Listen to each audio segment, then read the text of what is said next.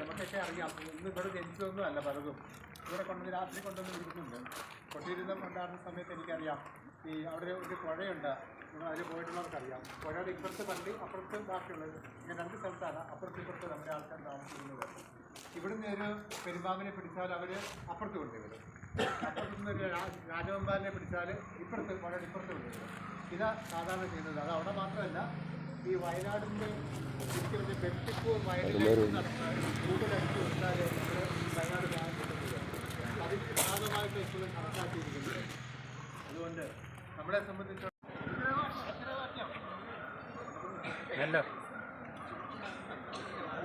ആരാ മുദ്രാവാക്യം വിളിച്ചു കൊടുക്കണേ?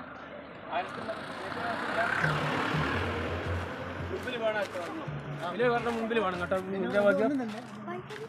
മുദ്രാവാക്യം ഉണ്ടോ?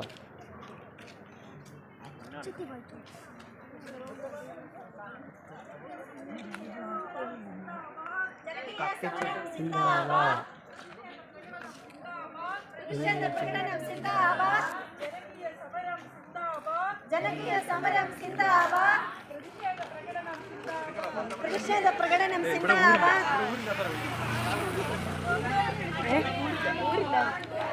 നാട്ടിലിറങ്ങിയ രസുമ്പോൾ കയ്യും കെട്ടി നോക്കി നിൽക്കും.